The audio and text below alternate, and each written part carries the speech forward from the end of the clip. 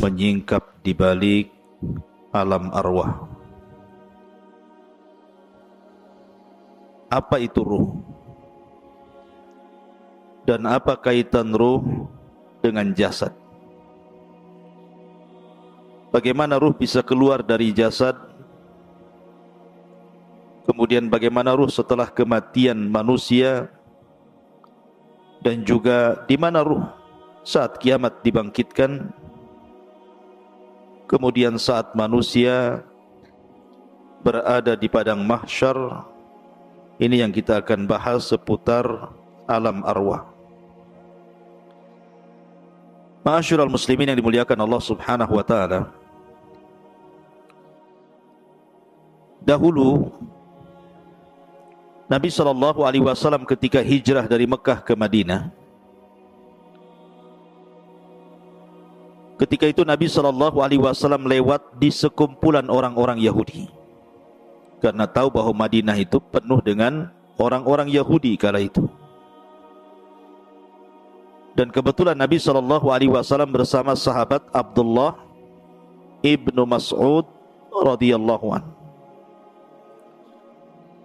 Maka Yahudi ini, sebagian mereka dengan sebagian yang lainnya saling berbincang dan mengatakan saluhu, saluhu. Tanyalah dia. Maksudnya ragu-ragu mereka mau nanya Nabi SAW.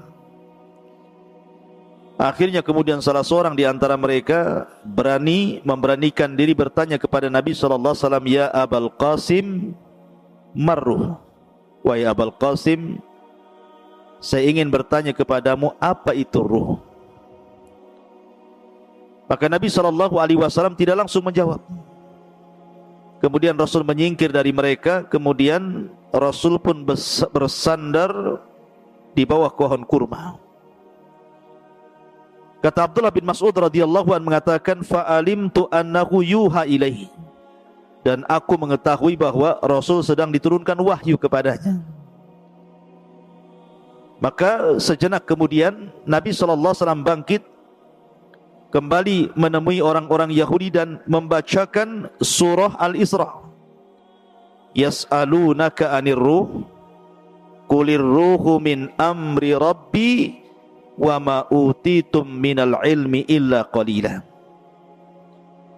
Mereka bertanya-tanya soal ruh. Katakan ya Muhammad kepada mereka orang-orang Yahudi itu, ruh itu urusan Rabbku, dan apa yang Allah berikan kepada kalian dari pengetahuan itu tidak banyak.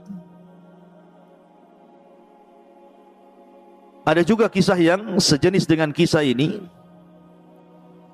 Ketika orang-orang musyrik Arab datang ke kota Madinah untuk bertanya kepada orang Yahudi tentang Nabi yang baru muncul di Mekah. Karena orang-orang musyrik Arab tahu bahwa orang Yahudi itu kaum yang diberikan kitab. Mereka minta pendapat tentang kemunculan Nabi yang ada di Mekah itu kepada orang-orang Yahudi Madinah. Maka orang-orang Yahudi Madinah mengatakan kepada orang-orang musyrik Arab, tanyalah kepada orang yang ngaku Nabi di daerahmu itu 3 soalan. Kalau dia sanggup menjawab, memang dia seorang Nabi. Kalau dia tidak sanggup menjawab, dustakan kenabiannya. Lah salah satu pertanyaan yang diajarkan orang Yahudi kepada orang-orang musyrik, tanya kepada orang yang ngaku Nabi di daerahmu itu, apa itu ruh? Akhirnya kemudian ditanyakan kepada Rasul dan turunlah surah Al-Isra ayat 85. Mereka bertanya-tanya soal ruh. Katakan ya Muhammad, ruh itu urusan Rabbku. Dari sini menunjukkan bahwa ruh itu tidak ada yang tahu bentuknya seperti apa. Tidak ada yang tahu. Makanya lihat perdebatan Abu Hanifah ketika berdebat dengan orang-orang ateis soal ketuhanan. Karena orang-orang ateis ini menganggap bahwa Tuhan itu tidak ada. Tetapi kita bagi kaum muslimin, Tuhan itu ada walaupun tidak bisa dilihat, tapi bisa dirasakan keberadaannya dengan melihat alam semesta dan juga ayat-ayat syariah. Salah satu perdebatan Abu Hanifah dengan orang ateis itu, dia mengatakan begini, pernah enggak kamu itu duduk di hadapan orang sakit, berkunjung kepada orang sakit, kemudian duduk di hadapan orang sakit? Kata orang ateis ini, ya aku pernah. Kemudian, pernahkah engkau melihat orang sakit itu sampai menghembuskan nyawa terakhir dia, keluar ruhnya? Dia mengatakan, pernah. Kemudian kamu tahu kematiannya? Iya. Betul kamu tahu ketika ruh keluar dari mulutnya? Kalau itu, aku tidak pernah melihat. Kalau engkau mengatakan bahwa kamu tidak bisa melihat ruh saat dia kematian, bagaimana mungkin engkau mensifati Allah Subhanahu wa taala? Artinya bahwa di sini ikhwatu fiddin, ruh itu tidak bisa dilihat. Lihat kalau antum nanti menghadapi orang yang sedang sakaratul maut, pandang wajahnya sampai betul-betul nazak yang terakhir kemudian mati. Antum tidak akan tahu ruhnya dia keluar seperti apa, bentuknya seperti apa, kapan keluarnya, enggak tahu. Tahu-tahu tidak bergerak saja kan. Artinya alam ruh itu alam gaib. Kita tidak tahu seperti apa bentuk ruh itu. Makanya Allah Subhanahu wa taala mengatakan, yas'alunaka 'anir ruhi qulir ruhu min amri rabbi. Mereka bertanya-tanya soal apa itu ruh? Katakan ya Muhammad, ruh itu urusan Rabbku. Kenapa? Wa ma utitum minal ilmi illa qalila. Karena pengetahuan kita terbatas soal ruh ini. Ma'asyiral muslimin yang dimuliakan Allah Azza wa Jalla, pertanyaannya, dalam diri saya dan antum itu ada jasad dan ruh. Manusia kan terangkai dari jasad dan juga ruh. Jasad tanpa ruh tidak ada kemuliaan.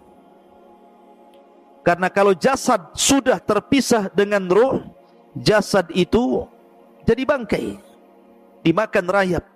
Mau jasad presiden, mau jasad menteri, mau jasad orang kaya, mau jasad pejabat, kalau sudah ruhnya keluar, sebentar saja busuk, kemudian dimakan cacing tanah. Artinya tidak ada kemuliaan jasad itu. Sehebat apapun orang, kalau sudah mati, kain kafan dibawa ke keranda, dibawa ke kuburan, tempatnya pun 1,5 meter kali 1,5 meter. Kapan jasad itu mulia? Ketika ruh masuk, mulailah dia jadi mulia. Karena ketika ruh dan jasad terangkai, maka macam-macam orang itu kan. Ada yang menjadi pemimpin, pejabat, orang kaya, dan begitu seterusnya. Pertanyaan saya, lebih dahuluan mana? Penciptaan Allah, ruh ataukah jasad? Lebih dulu mana? Ruh dulu diciptakan kemudian jasad, ataukah jasad dulu diciptakan kemudian ruh? Hah? Ada yang tahu jawab? Tak apa-apa, antum dengar saja. Antum jawab. Ketika Allah Subhanahu wa taala menciptakan Adam alaihi salatu wassalam, Allah menciptakan jasad Adam atau menciptakan ruhnya dulu? Menciptakan Adam dulu. Allah mengutus malaikat maut, mengambil tanah dengan berbagai macam jenisnya di dunia, mulai tanah yang keras, tanah yang lembut, tanah yang lembek, gitu ya. Tanah berwarna merah, berwarna hitam, berwarna kuning, berwarna putih, gitu, macam-macam warna. Kemudian dinaikkan ke langit. Kemudian Allah bentuk Adam alaihi salatu wassalam, membentuk menjadi manusia tersempurna, termulia. Laqad khalaqnal insana fi ahsani taqwim. Kemudian setelah Adam menjadi patung, maka Allah membiarkan patung Adam itu seperti itu, mengeras. Belum ada ruh, masih jasad. Sampai syaitan, iblis itu, saking hasadnya dengan Adam, Adam belum dititipkan ruh itu, datang, ngitarin patungnya Adam. Kadang masuk dari lubang telinga, keluar dari lubang hidung, masuk lubang hidung, keluar lagi dari lubang yang lain, ya kan? Karena banyak lubang antum itu, lubang sana, lubang sini gitu ya.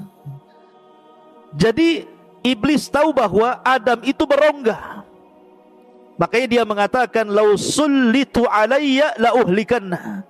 Kalau orang ini diserahkan kepada aku, ku hancurkan dia, atau ku buat dia maksiat kepada Allah Azza wa Jalla. Lihat hasadnya iblis. Dari sini Allah Subhanahu wa taala menciptakan secara zahir ayat dalam Al-Qur'an tentang penciptaan Adam. Allah belum menciptakan roh, tapi Allah membentuk jasad Adam dulu sampai betul-betul sempurna, mengeras, baru setelah itu Allah ciptakan roh. Jadi ketika Allah menciptakan Adam, jasad dulu apa roh dulu? Jasad dulu. Setelah jadi, baru Allah ciptakan ruh. Setelah Allah ciptakan ruh, baru Allah masukkan ruh itu ke jasad Adam. Ketika ruh baru sampai di tenggorokan saja, Adam sudah lapar tuh. Kemudian bersin, haji. Ya, kemudian Allah mengatakan, ya Adam, katakan Alhamdulillah. Maka Adam mengatakan Alhamdulillah. Maka Allah mengatakan, yarhamuka Rabbuk. Kemudian ruh masuk lagi ke badan Adam, mulai tangan bergerak tuh. Di sampingnya ada pohon berbuah-buahan, dia maunya ngambil saja itu, padahal belum sampai jejak ke kaki ruhnya itu. Makanya manusia itu tercipta tergesa-gesa seperti abina bapak kita Adam. Baru setelah sempurna ruh itu sampai di kaki, sempurnalah Adam itu menjadi manusia yang disebut dengan nafsun. Ada ruh, ar-ruhu, ada an-nafsu dalam bahasa Arab. Kalau ruh ya ruh, kalau nafsu itu jiwa. Dan jiwa itu artinya terangkainya ruh dengan jasad, dalam bahasa Arab disebut nafsun. Kalau ruh, ruh saja. Kalau jasad, jasad saja. Kalau sudah nyatu disebut nafsun. Ya ayyutuhan nafsul mutmainnah. Wahai jiwa yang tenang, karena ruhnya masih dalam jasad. Ukhruji ila ila ridwanullah, keridhaan Allah Subhanahu wa taala. Ma'asyiral muslimin yang dimuliakan Allah, ini kalau binisbah dengan Adam, bahwa ruh itu diciptakan sebelum atau setelah? Setelah Adam diciptakan. Adam dulu diciptakan, baru ruhnya diciptakan. Tetapi kalau kita selain Adam alaihi salatu wassalam, dibalik, ruhnya dulu diciptakan, baru kita diciptakan, ya. Karena dalam hadis Bukhari, ketika Nabi SAW bersabda tentang cerita penciptaan manusia, di mana Allah Subhanahu wa taala ketika menciptakan manusia itu, pertama 40 hari segumpal air mani, kemudian 40 hari kedua segumpal darah, kemudian 40 hari ketiga menjadi segumpal daging, berbentuklah dia manusia. Kalau dihitung berarti 4 bulan. 30 kan, 40 1 bulan kan 30 hari. Berarti 40 segumpal mani, 40 segumpal darah, 40 segumpal daging. Berarti pas 4 bulan usia janin itu sudah membentuk manusia. Dari sini Allah mengutus malaikat yang memang menghantarkan ruh. Kemudian dimasukkan ruh itu, kemudian dicatat rizkinya, dicatat amalannya, dicatat celakanya, dicatat kebahagiaannya, semua dicatat di situ. Maka dari sini kata para ulama, kalau Adam alaihi salatu wasallam diciptakan dulu jasadnya, baru kemudian ruhnya setelahnya diciptakan. Tapi kalau kita diciptakan dulu ruhnya, baru diciptakan jasadnya. Begitu kata para ulama. Kenapa demikian? Karena ketika Allah Subhanahu wa taala menciptakan Adam, kemudian Adam sudah berbentuk manusia, ada jasad dan ruh, Allah mengusap zahra Adam. Pundaknya Adam diusap di sini. Ya. Lah ketika Allah Subhanahu wa taala mengusap pundaknya Adam, apa yang terjadi? Fa akhraja min dhahri Adam kullu nasmatin min dzurriyyatihi min khalqihi ila yaumil qiyamah. Dalam hadis Rasul, kemudian keluarlah dari pundak Adam ini, punggung Adam ini, ruh-ruh dari zuriyahnya Adam, dari anak cucunya Adam. Zuriyah diambil dari kata-kata dzarrah. Dzarrah itu semacam semut, bahkan lebih kecil dari semut. Kecil, tidak nampak. Ya. Jadi keluar ruhnya dari situ, dan itu kelak akan menjadi anak cucu Adam. Lah kemudian suatu ketika Adam melihat dari ruh-ruh yang keluar dari pundak Adam itu, dan itu nanti akan menjadi anak cucu Adam alaihi salatu wassalam, melihat salah satu di antara mereka ada yang bercahaya dahinya. Kemudian Adam bertanya, siapa itu? Maka malaikat mengatakan, itu Dawud, salah satu turunanmu.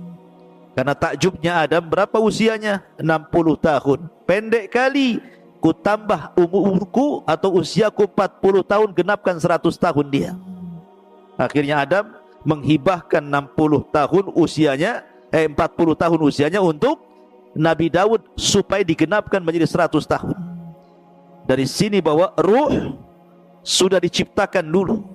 Karena ketika Allah mengusap pundak Adam, disitulah keluar arwah-arwah yang kelak akan menjadi anak cucu Adam sampai kiamat dibangkitkan. Berapa ruh itu jumlahnya coba? Jumlah manusia kan miliaran, dikeluar banyak gitu. Lah dari sinilah mereka akhirnya ditempatkan di sebuah tempat yang disebut dengan alam ruh. Disinilah terjadi mitsak, perjanjian antara ruh dengan Allah subhanahu wa ta'ala. Dan itu disebutkan dalam surah Al-A'raf ayat 172. Wa id akhadha rabbuka min bani Adam min duhurihim durriyatahum wa ashhadahum ala anfusihim alastu bi rabbikum qalu bala syahidna an taqulu yaumal qiyamati inna kunna an hadza ghafilin. Dan ingatlah ketika Rabbmu membuat perjanjian dengan anak turunan Adam, min duhurihim durriyatahum, di belakang mereka dari anak cucu yang kelak akan terlahir dari Adam alaihi salatu wassalam. Apa perjanjian Allah dengan kita?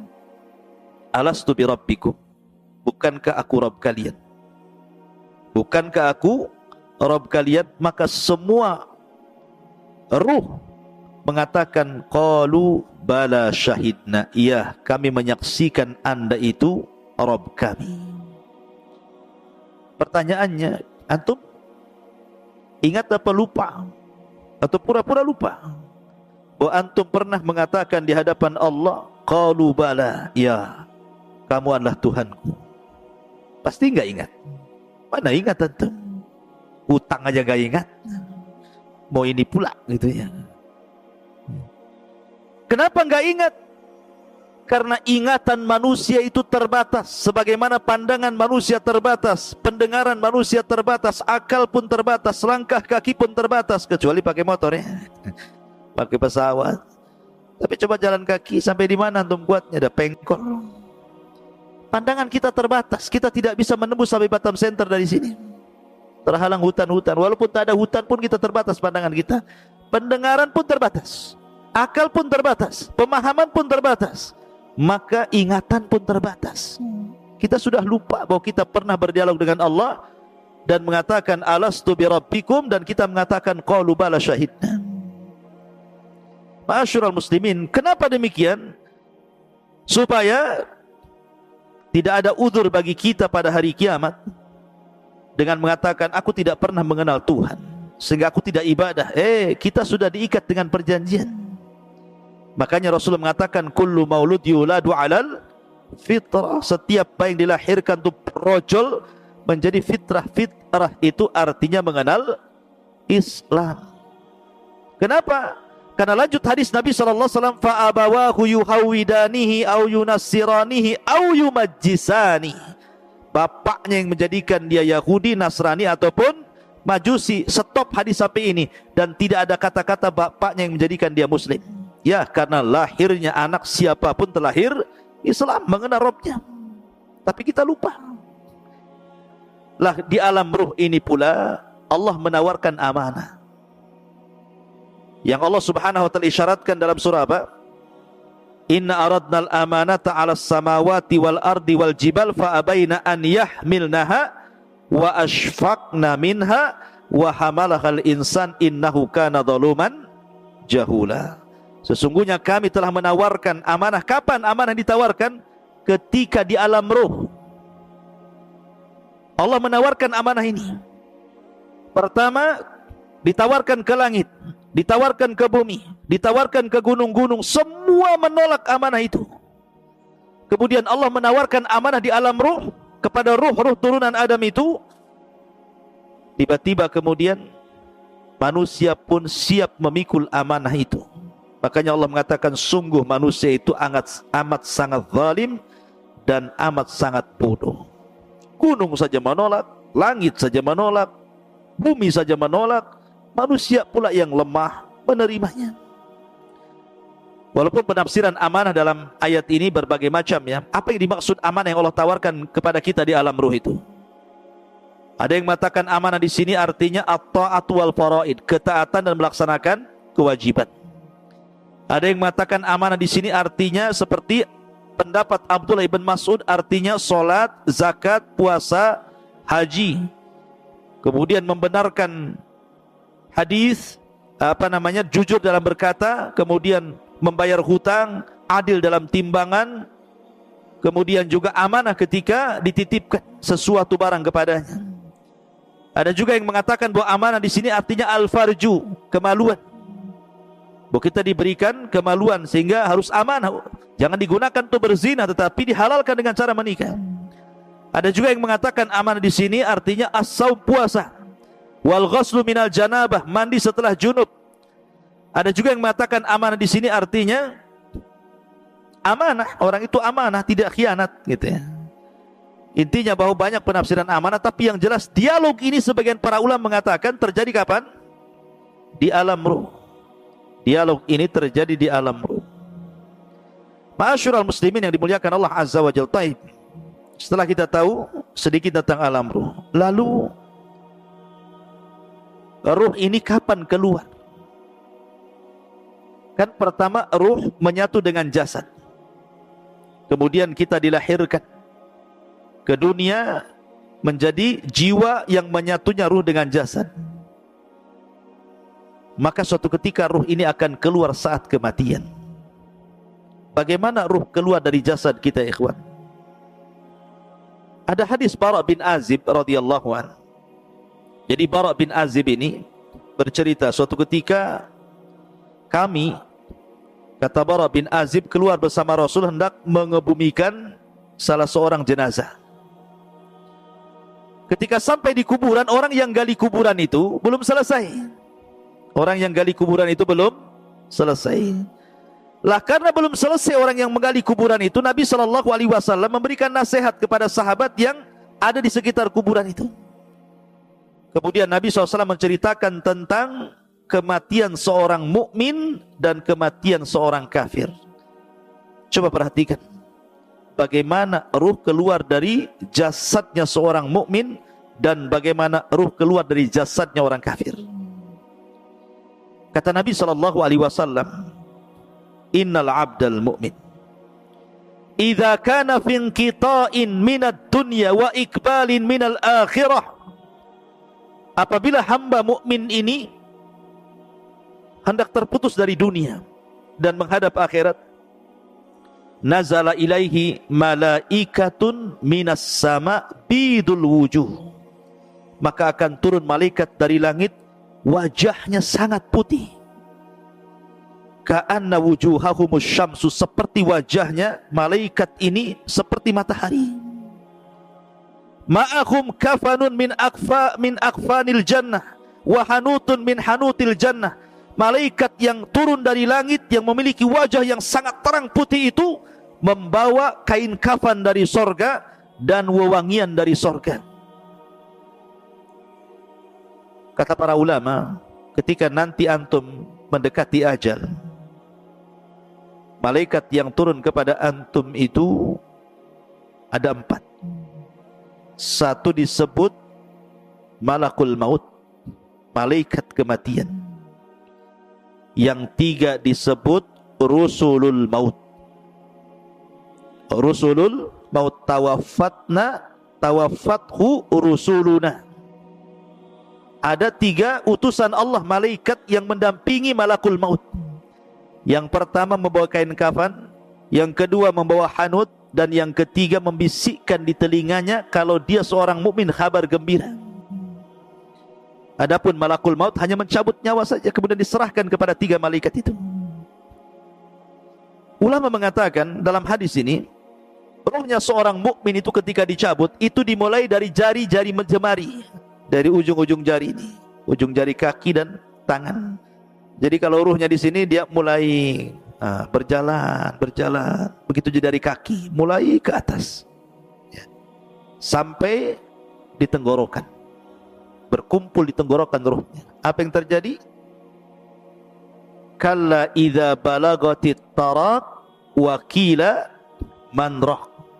Apabila ruh sudah sampai di tenggorokan di sini, kata Allah, man rah, siapa yang bisa meruqyah dia? Siapa yang bisa menyembuhkan sehingga mengembalikan ruhnya ke dalam jasadnya? Enggak ada. Lah ruh itu ketika dicabut, dari mana keluarnya? Dari mulut. Ruh itu keluar dari mulut kita. Kemudian ketika dia keluar, mata ini memandang ruh itu keluar. Makanya Rasul mengatakan, apabila ruh dicabut, tabi'ahul basar, pandangan kita mengikutinya. Makanya setiap orang yang mati pasti melotot matanya. Makanya antum kalau melihat orang mati melotot, cepat antum tutup, takut menakutkan orang. Kata Nabi SAW, ruhnya mukmin itu apabila keluar seperti tetesan air yang terakhir keluar dari mulut teko. Min famis siqa, kata Rasul. Kalau saya boleh analogikan, ikhwan, kalau antum punya teko, isinya banyak airnya, kemudian antum tuangkan, tentu air yang pertama keluar itu deras sekali, karena masih penuh masalah tekonya. Kalau dituangkan tuh pasti deras dia, kayak model pancuran kan gitu ya. Coba kalau seandainya di teko itu tinggal 1 tetes, kemudian antum tuangkan, pasti dia tidak akan mengalir deras, pasti akan sedikit ngalir sampai di ujung teko, kemudian menggantung dulu, kemudian baru netes gitu ya. Artinya bahwa ruhnya seorang mukmin itu keluar seperti tetesan terakhir dari mulut teko, pelan tapi pasti, pelan, kemudian keluar dari mulutnya. Ketika itu malaikat yang menghibur jasadnya seorang mukmin ini mengatakan, Ya ayyatuhar ruhul, ya ayyatuhan nafsul mutmainnah, irji ila rabbiki radiyatan mardiyah. Wahai jiwa yang tenang, keluarlah pelan-pelan menuju keridhaan Allah subhanahu wa ta'ala. Maka ketika betul-betul keluar, maka ruh itu kemudian naik ke langit. Sudah terpisah alamnya, dia kembali keluar dari jasad. Lah ruh ini langsung ketika sudah ditangkap oleh malaikat maut, sudah dikeluarkan, maka diserahkan kepada malaikat yang membawa kain kafan dan hanut dari sorga. Langsung dikain kafani, kemudian dibaluri minyak wangi, kemudian diangkat ke langit. Kemudian langit pertama, dia mengetuk pintu. Kata penjaga langit pertama, siapa? Fulan bin Fulan. Siapa yang dibawa? Ruhnya Fulan ibn Fulan. Karena dia ruhnya orang baik, maka malaikat yang ada di langit semuanya memujinya. Kemudian dibukalah pintu langit pertama, kedua, ketiga, keempat, kelima, ketujuh. Dia melintasi langit yang ketujuh. Kemudian diberjumpakan dengan Allah subhanahu wa ta'ala. Dan Allah katakan kepada ruh orang mukmin ini, letakkan catatannya fil illiyin, tapi kembalikan ruhnya ke dalam jasadnya. Maka catatannya naik sampai di tempat yang paling tinggi di sorga, kemudian ruhnya dikembalikan ke bumi. ketika ruhnya dikembalikan ke bumi, ada yang mengatakan batas ruh naik ke langit itu sebatas ketika dia mulai dimandikan, mulai dikafankan, kemudian dikuburkan, ruh itu kembali ke dalam kuburan. Kemudian Allah satukan kembali ruh itu dengan jasad di alam kubur itu. Ketika itu dia baru sadar karena terjadi himpitan, dhaghtah alam kubur. Jadi alam kubur menyempit, kuburan itu menyempit sehingga kalau dia jasadnya orang kafir bisa remuk itu badan dan tulang-tulang itu. Tetapi himpitan bumi ketika orang dimasukkan ke dalam kuburan itu, kalau dia seorang mukmin seperti dipeluk oleh ibunya. Kalau ada bayi dipeluk sama ibunya rapat-rapat gitu, seperti itu rasanya.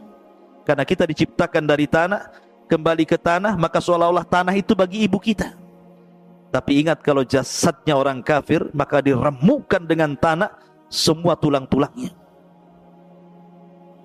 Ma'asyiral muslimin, inilah yang dikatakan Rasul, seandainya ada yang selamat dari himpitan kuburan, maka tentu yang selamat adalah bayi ini. Tapi bayi ini pun tidak akan selamat dari himpitan kuburan. Dalam riwayat, kalaulah ada yang selamat dari himpitan kuburan, tentu yang selamatlah Sa'd bin Mu'adz, karena saat kematiannya arsy Allah berguncang. Tapi Sa'ad bin Mu'adz pun tidak selamat dari himpitan kubur. Lah setelah itu baru datang dua malaikat yang disebut dengan Munkar dan Nakir. Lah Munkar dan Nakir ini membawa fitnah yang disebut dengan fitnah kubur. Kemudian dia mengatakan, man rabbuk, siapa Rabbmu? Kemudian juga setelah ditanya siapa Rabbmu, kemudian wa man nabiyuk, siapa nabimu? Atau ma taqulu bihadzal rajul, apa yang kau katakan terhadap orang ini, maksudnya Nabi sallallahu alaihi wasallam. Kemudian wa madinuk, apa agamamu? Karena dia seorang yang beriman, tentu gambarannya seperti yang di dalam Al-Quran, yutsabbitullahu alladhina amanu bil qawli tsabit fil hayatid dunya wal akhirah. Akan mantap jawabannya. Dia mengatakan Rabbi Allah, Rabbku Allah. Ketika ditanya bagaimana pendapatmu tentang orang ini, maksudnya Rasul sallallahu alaihi wasallam, dia mengatakan huwan nabi, dia nabiku Muhammad sallallahu alaihi wasallam. Ketika ditanya wa madinuk, apa agamamu, maka dia dengan terangnya mengatakan diniyal Islam, agamaku Islam.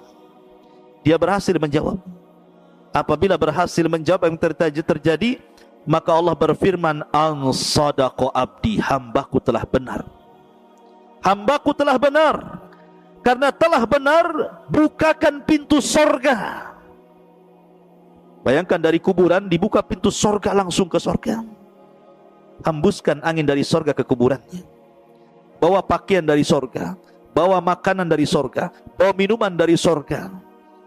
Bentangkan kuburannya seluas maddal basar, seluas-luasnya sampai tidak terkira.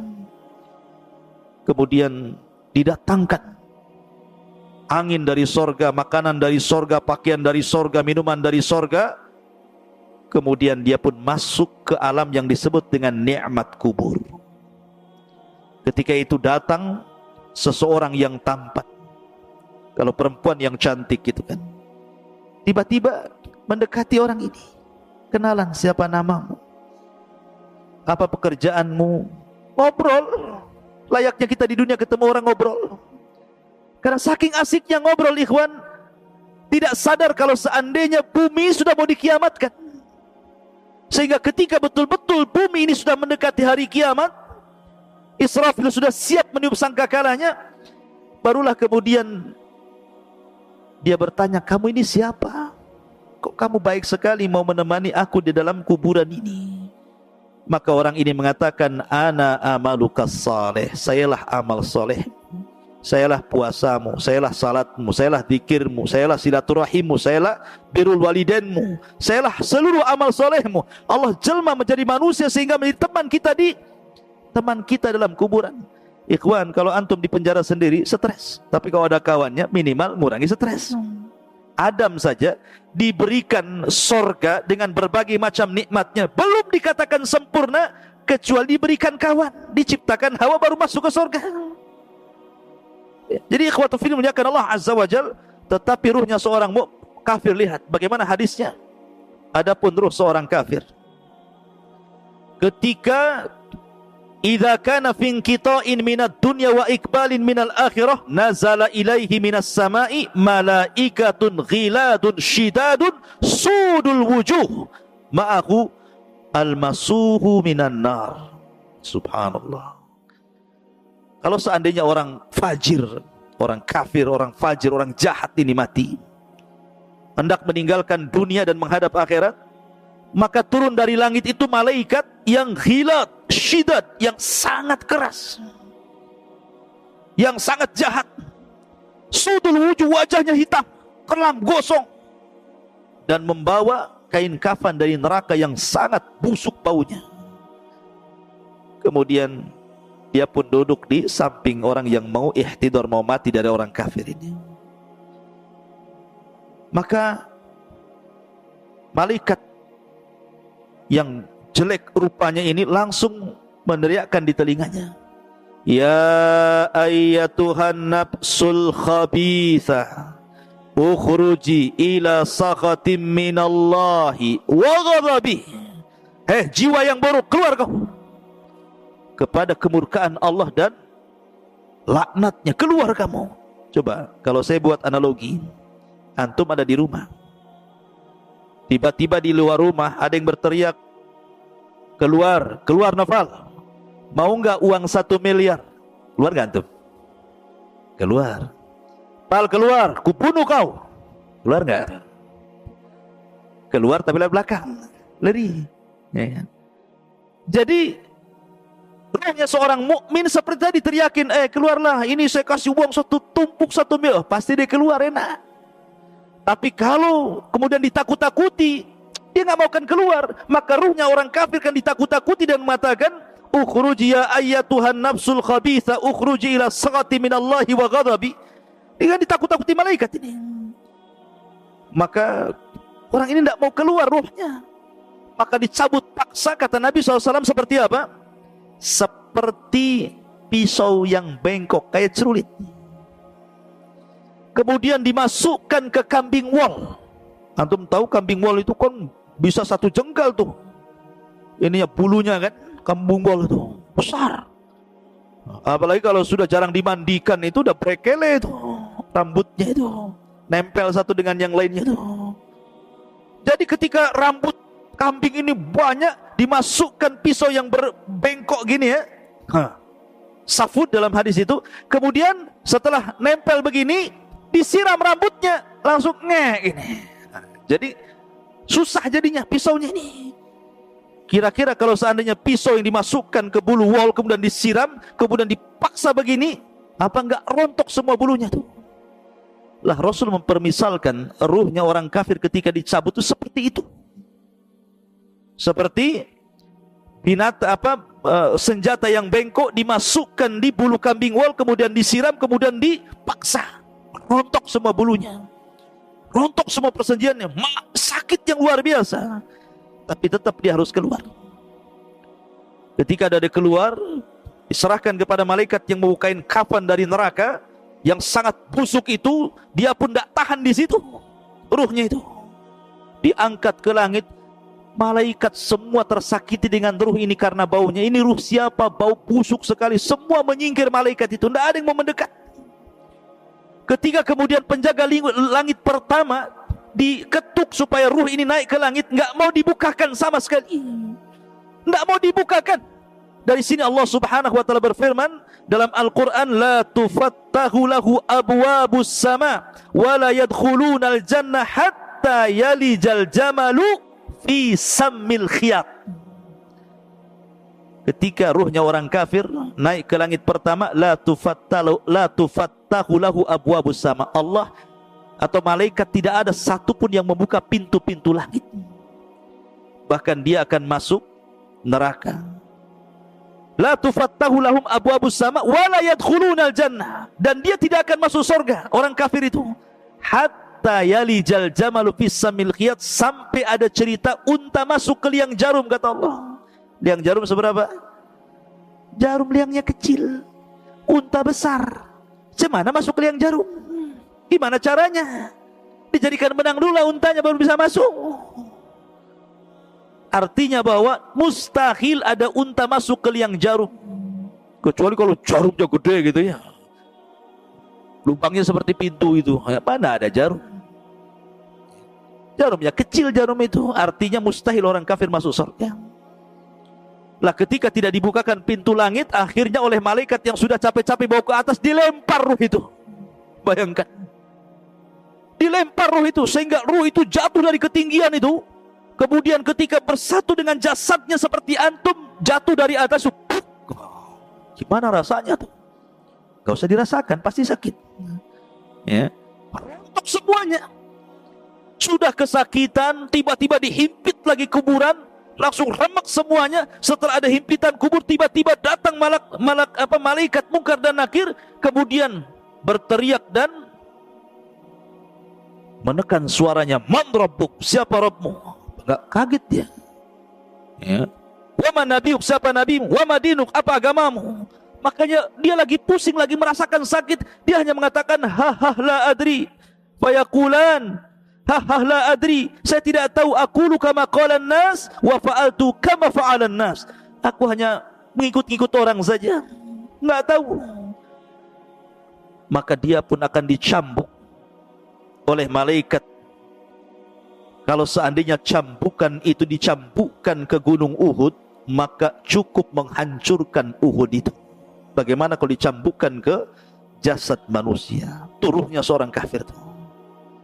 Ma'asyiral muslimin yang dimuliakan Allah Subhanahu wa taala. Jadi kalau saya ringkas dari hadis Bara' bin Azib ini, pertama, keluarnya ruh seorang mukmin dari jasad seorang mukmin. Yang kedua, ruh ini dibawa ke langit oleh malaikat. Kemudian yang ketiga, dikembalikan ruh ke dalam jasadnya. Begitu juga ruhnya orang kafir. Itu saat kematian. Lalu setelah kemudian masuk ke alam kubur, apakah azab kubur itu birruhi wal jasad, menyatunya ruh dan jasad, ataukah ruh saja? Maka Syekhul Islam Ibnu Taimiyah rahimahullahu taala mengatakan bahwa azab kubur itu yang rajih menurut ahli sunnah wal jamaah, dan ini menyelisih pendapat orang-orang Mu'tazilah dan ahli kalam, bahwa yang rajih wallahu alam adalah ruh dan jasad dijadikan satu. Walaupun ketika di dunia jasad itu utama, ruh itu mengikut. Kalau di alam kubur, ruh utama, jasad itu mengikut. Karena alamnya sudah alam beda, alam gaib bagi kita dengan kuburannya. Jadi yang penting ruhnya. Tetapi kalau ingin merasakan sakit, maka disatukan dengan jasadnya supaya dia merasakan bagaimana siksaan itu, sakitnya luar biasa. Maka baru disatukan jasad dengan ruh, dan itu pendapat yang kuat bahwa alam kubur terjadi birruhi wal jasad, ruh dengan jasad. Walaupun ada pendapat ruhnya saja, karena jasad pasti akan dimakan cacing tanah, akan hilang, kemudian akan hancur. Ma'asyiral muslimin yang dimuliakan, ada yang mengatakan tentang masalah di mana ruh itu dalam kuburan.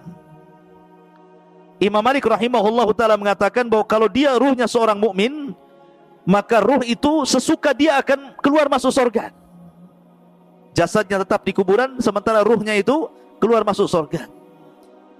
Ada juga pendapat Ka'ab Ibn Akhbar mengatakan ruhnya seorang mukmin akan diletakkan di langit ketujuh di Iliyin. Adapun ruhnya orang kafir akan diletakkan di Sijin, di bawah bumi yang paling dasar. Ada juga pendapat Imam Ibnu Hazm mengatakan bahwa ruh dalam kubur itu dia tetap di situ, ya, tidak keluar dari kuburan. Ada juga yang mengatakan, Ibnu Abdul Bar mengatakan ruhnya syuhada maka akan masuk ke dalam sorga dan akan diletakkan di kendil-kendil sorga, kemudian digantung di aras-aras Allah. Adapun ruhnya seorang mukmin, maka mereka akan dimasukkan ke dalam sorga dan akan diletakkan, digantung-gantungkan di pohon sorga. Itu pendapat Ibnu Abdul Bar. Dan juga pendapat Ibnu Ash-Shihab, ya, bahwa ruhnya syuhada juga akan digantungkan di arasy seperti kendil-kendil dan keluar masuk surga. Wallahu a'lam. Karena bagaimanapun pengetahuan kita tentang ruh tidak banyak. Wa ma utitu minal ilmi illa qal. Ini hanya pendapat para ulama. Adapun hakikatnya wallahu a'lam, yas'alunaka 'anir ruh qulir ruhu min amri rabbi. Ma'asyiral muslimin yang dimuliakan, lalu ketika terjadi hari kiamat, di mana ruh? Ulama mengatakan bahwa ada 7 perkara yang tidak akan binasa pada hari kiamat. Catat 7 perkara ini. Tidak akan binasa pada hari kiamat, tetapi yang lainnya pasti dihancurkan. Ketika Israfil meniupkan sangkakalanya, semua makhluk Allah dihancurkan. Bumi dihancurkan, gunung dihancurkan, lautan dihancurkan, langit dihancurkan, bintang dihancurkan, matahari, dan begitu seterusnya. Tapi ada 7 makhluk yang tidak akan pernah dihancurkan. Ada yang mengatakan 8, ada yang mengatakan 7. Yang pertama, arsy. Arsy tidak akan dihancurkan Allah subhanahu wa ta'ala. Kemudian yang kedua dan yang ketiga, al-jannatu wan nar. Surga dan neraka tidak mungkin hancur dengan tiupan sangkakala. Kemudian yang keempat, al-ajbu. Al-ajbu itu artinya tulang ekor setiap manusia. Mungkin badan bisa hancur, tulang-tulang yang lain bisa hancur, tapi tulang ekor tidak mungkin dihancurkan Allah, karena kita diciptakan dari tulang ekor itu. Kemudian yang nomor 5, al-lauh, papan tempat menulis kolam itu. Al-lauh yang disebut lauhil mahfud tidak akan hancur. Kemudian yang keenam, al-qalam, dan kolam makhluk kedua yang Allah ciptakan setelah arsy tidak akan hancur. Kemudian yang nomor 7, ruh. Ruh tidak akan hancur. Ketika Israfil meniupkan sangkakala, itu tidak akan hancur. Dan ini disebutkan di dalam nuniyahnya Imam Ibnul Qayyim rahimahullahu ta'ala, dan juga dalam kitabnya Syarhus Sunnah li Imam Al-Barbahari rahimahullahu ta'ala, dan juga kitab-kitab yang lain yang menunjukkan 7 perkara tidak akan dihancurkan saat alam dihancurkan. Salah satunya ruh. Lalu ruh di mana ketika terjadi kiamat? Ruh itu terjadi ketika terjadi kiamat, maka terputuslah azab kubur, nikmat kubur, dan begitu seterusnya. Maka ruh itu akan diletakkan di Eliyin yang mukmin, kemudian ruhnya orang-orang kafir dan orang-orang jahat diletakkan di Sijin, di dasar bumi. Kemudian terjadi kiamat hebat. Selama 40, bisa 40 tahun, bisa 40 bulan, bisa 40 hari. Baru Israfil kemudian meniupkan sangkakala yang kedua. Ketika itu jasad-jasad oleh Allah dikembalikan lagi. Tulangnya dirangkai lagi, kemudian dagingnya dirangkai lagi dengan tulangnya. Jadilah setiap manusia, sehingga tanah itu dipenuhi dengan jasad. Allah mengatakan, idza zulzilatil ardu zilzalaha wa akhrajatil ardu athqalaha. Dan Allah keluarkan beban-beban berat dari perut bumi, maksudnya manusia, dilempar ke permukaan. Wa alqat ma fiha wa takhallat. Dan kami lempar isi-isi perut bumi sampai kosong, karena semua jasadnya berada di permukaan bumi. Semua jasad, belum ada ruh. Baru setelah jasad, mulai dari Adam alaihi salatu wassalam sampai orang yang terakhir mati, sudah di permukaan bumi, di padang mahsyar, maka Allah mengatakan dalam Al-Quran, ruh itu kemudian dilesatkan dari Iliyin dan dilesatkan dari Sijin. Ya. Wa idzan nufusu zuwizat. Dan ketika nufus, jiwa-jiwa itu disatukan. Jadi ruh dari Iliyin melesat, kemudian ruh dari Sijin melesat, dan anehnya tidak tertukar tuh ruh dengan jasad itu. Bukan berarti kemudian ruhnya Naufal tertukar dengan ruhnya siapa gitu, enak kali. Ya. Jadi tidak tertukar, artinya bahwa ruh itu akan kembali ke jasadnya sesuai ketika di dunia jasadnya. Dan yang pertama kali adalah ruhnya Muhammadun sallallahu alaihi wasallam. Makanya dia orang yang pertama kali siuman sebelum manusia siuman. Ana awal man yashaqqu fihil qabr. Saya pertama orang yang keluar dari kuburan, katanya, kata Rasul. Kemudian aku melihat Nabi Musa sedang bersandar. Aku ragu-ragu apakah dia dulu ataukah aku, kata Rasulullah. Kan gitu ya. Baru kemudian bangkit semua, karena sudah nyatu lagi ruhnya tuh. Kemudian ketika bangkit bingung orang-orang kafir ini, sehingga mereka mengatakan, ya wailana man ba'atsana mim marqadina, celaka siapa yang membangunkan aku ini dari tidur-tidurku ini. Tapi orang-orang yang beriman mereka mengatakan, hadza ma wa'adar rahman wa sadaqal mursalun, inilah janji Allah dan benarlah ucapan para rasul. Berarti dari sini terjadi infisal ruh dengan jasad berapa kali? Pertama, ketika ruh kita dengan jasad kita dalam janin terpisah, karena jasad belum diciptakan, ruh sudah diciptakan. Ya, itu perpisahan pertama, ruh dengan jasad. Kemudian yang kedua, saat kematian ruhnya dicabut lagi dari jasad, kemudian disambungkan lagi di alam kubur. Kemudian setelah terjadi kiamat dipisahkan lagi ruhnya, diletakkan di Eliyin, kemudian di padang mahsyar disatukan lagi, dan tidak akan pernah dikeluarkan lagi setelah itu, baik yang masuk ke dalam surga ataupun yang masuk ke neraka. Tetapi yang ada kelak, badan kita akan dibesarkan. Kata para ulama kapan? Ketika membaca catatan amal. Ketika Naufal membaca catatan amal 1, 2, kalau itu amalan baik dibaca, maka bercahayalah wajahnya, mengembang badannya. Dibaca lagi catatan kebaikannya, makin bercahaya makin mengembang, makin bercahaya makin mengembang, sehingga tanpa sadar badan itu besar, sehingga tingginya 30 meter 60 hasta, lebarnya 7 hasta 3,5 meter, dan bentuk mereka semua sama, kasurati abikum Adam, seperti gambaran bapak kalian Adam alaihi salatu wassalam. Tuluhu sittuna dira'ah, panjangnya tingginya 60 hasta atau 30 meter.